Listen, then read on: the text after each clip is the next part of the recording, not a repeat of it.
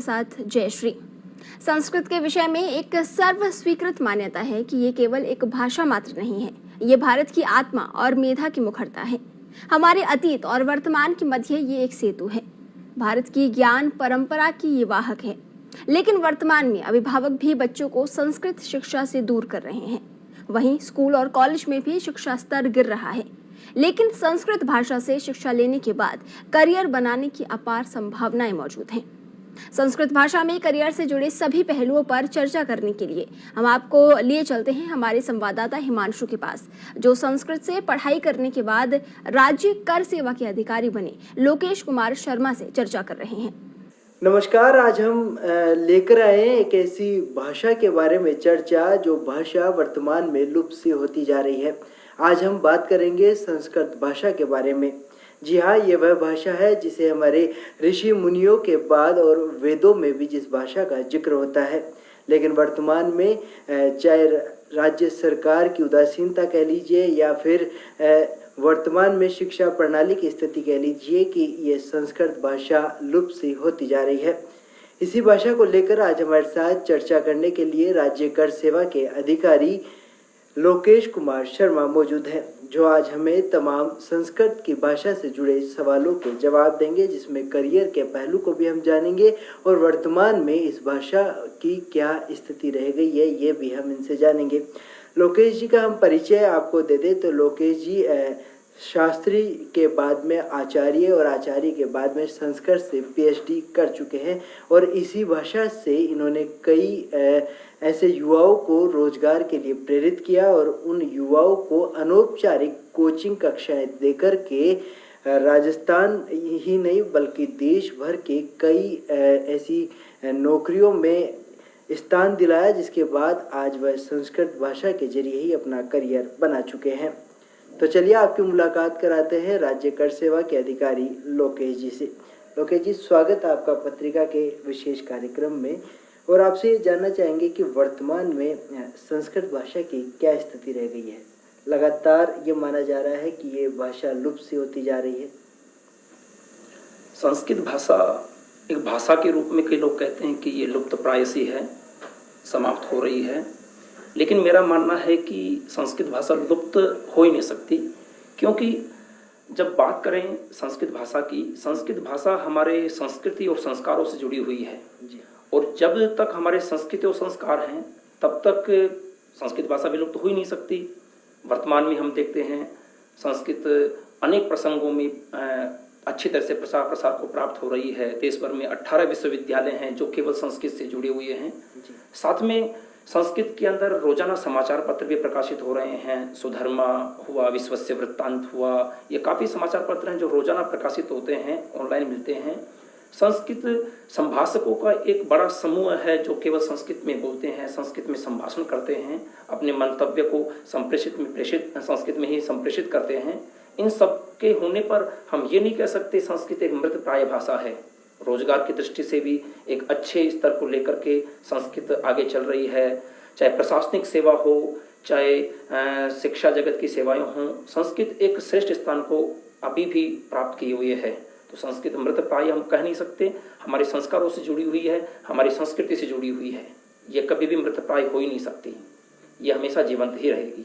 जानना चाहेंगे क्या कारण है वर्तमान में इस जो भाषा की स्थिति है लगातार कम प्रयोग में ली जाने लगी है और ये भी देखा जाने लगा है कि स्कूल हो, कॉलेज हो, वह इस भाषा से दूर होते जा रहे हैं।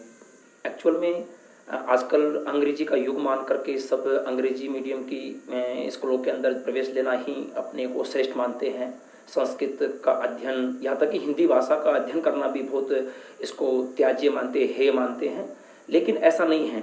यदि आप पिछले 8-10 साल से आईएएस के रिजल्ट की बात करें तो आईएएस के रिजल्ट में जो संस्कृत भाषा से जितने अंक आ सकते हैं वो और अन्य किसी भाषा में संभव नहीं है। और यदि हम बात करें शिक्षा जगत की भी, राजस्थान के संदर्भ में विशेष यदि बात करें, पिछले 8-10 साल में संस्कृत शिक्षा जगत में इतने अध्यापकों को वृत्ति मिली, रोजगार मिला है जो कि शायद पिछले 50 साल में नहीं मिला होगा। लगभग 5000 से ऊपर संस्कृत सेकंड ग्रेड के अध्यापकों की भर्ती हुई है। सैकड़ों प्राध्यापकों की भर्ती हुई है, कोई लेक्चर्स की भर्ती हुई है। और जब से थर्ड ग्रेड के अंदर लेवल सेकंड के अंदर संस्कृत के लिए अलग अध्यापकों का पद सुनिश्चित किया गया है, तब से तो संस्कृत की महत्ता और भी बढ़ गई है। तो केवल शिक्षा जगत में ही नहीं बल्कि प्रशासन जगत में भी एक अच्छा विषय के रूप में, अच्छे वैकल्पिक विषय के रूप में संस्कृत को स्वीकार किया जाता है और एक अच्छे अंकदाता विषय के रूप में हम इसको स्वीकार कर सकते हैं। इसलिए इसकी स्थिति कमजोर हम नहीं माने। ये जो पूर्व धारणाएं हैं, इन पूर्व धारणाओं को तोड़ने की हमें आवश्यकता है। इसमें अच्छे रिजल्ट्स मिल सकते हैं और ताकि इसमें हम परिश्रम करें तो अवश्य फल मिलेगा। लेकिन हम इसको केवल इसीलिए नहीं पढ़ें कि इसमें कुछ नहीं होगा, तो फिर संभव नहीं है कि इसके माध्यम से कुछ हो पाए। यदि आप तरीके से एक वैज्ञानिक रूप से संस्कृत का अध्ययन करते हैं तो ये बहुत आगे तक कैरियर को ले जाने वाली भाषा है। जब बात करें अध्ययन की, तो अध्ययन में स्कूल लेवल से कॉलेज लेवल पर और फिर विश्वविद्यालय स्तर पर क्या कुछ ऑप्शंस विद्यार्थियों के पास खुले रहते हैं अपनी डिग्रियों को लेकर? राजस्थान के संदर्भ में यदि विशेष बात करूं, राजस्थान पूरे देश का एकमात्र ऐसा राज्य है जिसमें संस्कृत शिक्षा के लिए अलग से निदेशालय है। संस्कृत एजुकेशन के लिए सेपरेट मतलब डिपार्टमेंट यहाँ पे अलॉटेड है जो कि संस्कृत के विकास के लिए कार्य कर रहा है। संस्कृत शिक्षा विभाग में प्रथम कक्षा से ही अलग से पृथक तौर पर अध्ययन होता है, जिसमें जैसे कि 10वीं लेवल को प्रवेशिका कहा जाता है, 12वीं लेवल को वरिष्ठ उपाध्याय कहा जाता है, BA लेवल को शास्त्री और MA लेवल को आचार्य कहा जाता है। एक अलग से सेपरेट शिक्षा व्यवस्था भी है। यदि कोई परंपरागत शिक्षा में आना चाहे तो वहाँ पर स्वागत है। अन्यथा आधुनिक जितने भी विद्यालय हैं, मॉडर्न ट्रेडिशन के जितने भी हैं, उनके अंदर भी आप देख सकते हैं कक्षा 6 से संस्कृत विषय प्रारंभ हो जाता है। 6 के बाद में 11वीं के अंदर भी आप वैकल्पिक विषय के रूप में संस्कृत साहित्य को ले सकते हैं। BA MA के अंदर भी वो एक अलग युग खुला हुआ है। दोनों प्रकार से आप संस्कृत भाषा का अध्ययन कर सकते हैं।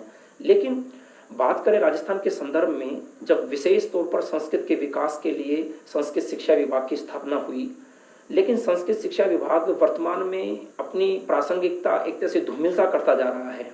उसका रीजन ये है, काफ़ी लंबे समय तक यहाँ पर भर्तियाँ नहीं होती हैं। 10-10 साल के अंतराल में यहाँ पे भर्तियाँ होती हैं और यहाँ पर जो छात्रों का नामांकन है बहुत घटता जा रहा है, क्योंकि विद्यालयों में अध्यापकों की बहुत ज़्यादा कमी है। जब विद्यालय में अध्यापक नहीं होंगे तो विद्यार्थियों वहाँ कैसे पहुँच पाएंगे? तो विद्यार्थियों को प्राप्त करने के लिए अध्यापकों की पर्याप्त व्यवस्था आवश्यक है, तभी संस्कृत का विकास संभव है।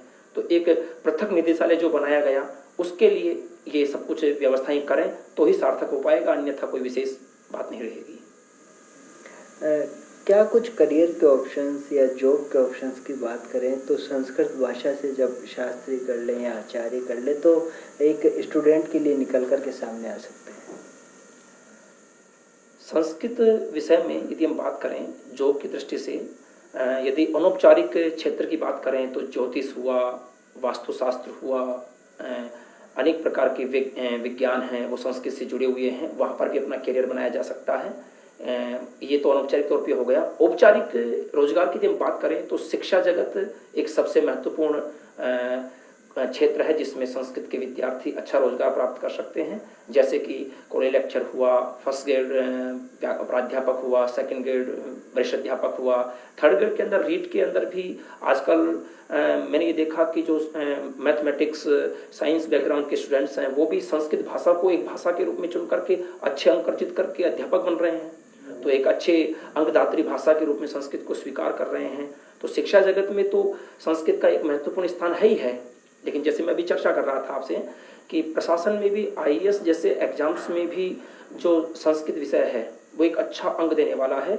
यहाँ तक कि इंग्लिश मीडियम के स्टूडेंट्स हैं जिन्होंने संस्कृत पहले कभी जीवन में पढ़ाई नहीं है और 2 या 3 महीने का विशेष अध्ययन करके वो अच्छा स्कोर कर रहे हैं, बशर्ते कि और विषयों के। तो अभी रिजल्ट्स की हम चर्चा करें तो काफ़ी कुछ विद्यार्थी इंग्लिश मीडियम से संस्कृत विषय को पढ़ करके बहुत आगे तक अच्छे अंकों तक प्राप्त किए हैं। तो रोजगार की दृष्टि से देखा जाए संस्कृत एक सुदृढ़ भाषा है, बशर्ते कि इसकी जो खूबियां हैं उनको पहचानने की आवश्यकता है, इसको तल्लीन होकर के पढ़ने की आवश्यकता है, इसके अवगाहन की आवश्यकता है।